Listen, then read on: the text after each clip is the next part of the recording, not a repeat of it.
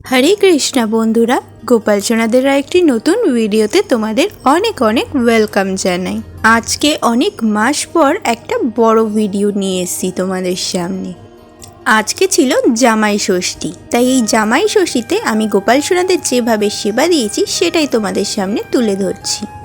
গোপাল সোনাদের বাসি জামাগুলো ছাড়িয়ে নিচ্ছি। এখন ওদের স্নান করাবো, তাই একটা পাত্রে আমি স্নানের জলটা ঢেলে নিচ্ছি।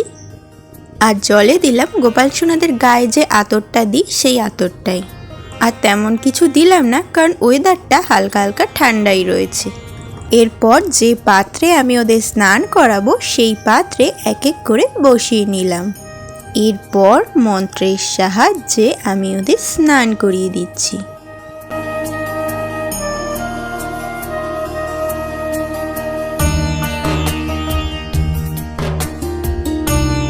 স্নান করানোর পর ওদের এক এক করে পাত্র থেকে তুলে ওদের গাটা শুকনো করিয়ে দিচ্ছি। তারপর ওদের গায়ে হালকা করে একটু আতর মালিশ করিয়ে দিচ্ছি। আজকে একটা গোপাল সোনাদের নতুন জামা পরাবো, আর এই জামাটা দেখো এতটা সফট আর পুরো সুতির। দেখো, তোমরা দেখলেই বুঝতে পারবে এই জামাটা কতটা সফট, আর দেখতেও খুব মিষ্টি। তাই এই জামাটা আজকে পরাচ্ছি।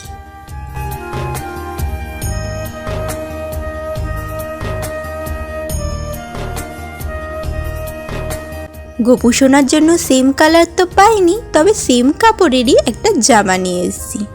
দেখো কতটা সফট। রোজকার ব্যস্ত দিনে গোপাল সোনাদের সেরকম সাজানো হয় না, তাই আজকে ওদের মন মতো সাজাবো আমি। আর এই গোল্ডেন জুয়েলারিগুলোর সাথে যে কোনো জামা পরাই না কেন তাই খুব সুন্দর লাগে। আর দেখো, পায়ে গোপাল সোনাকে এই নুপুর জোড়াটা পরাবো।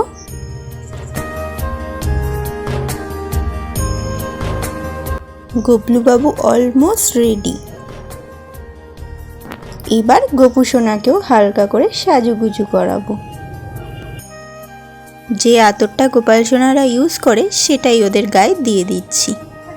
জানো তো, এই আতরটা থেকে খুব মিষ্টি একটা গন্ধ বেরোয়। এবার ওদের এক এক করে আমি সিংহাসনে বসিয়ে দিলাম। হাতে দিয়ে দিলাম ওদের প্রিয় বাঁশি। তোমরা কিন্তু অবশ্যই বলো আজকে গোপাল সোনাদের কেমন লাগছে।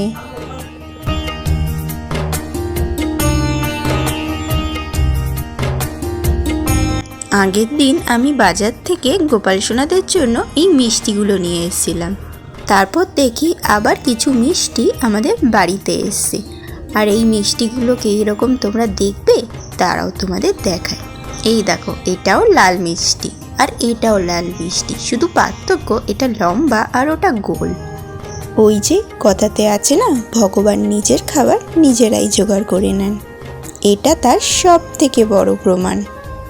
আজকে হয়তো গোপাল সোনাদের লাল মিষ্টি খাবার ইচ্ছে হয়েছে, তাই জন্য এতগুলো মিষ্টি ও আনিয়ে নিয়েছে।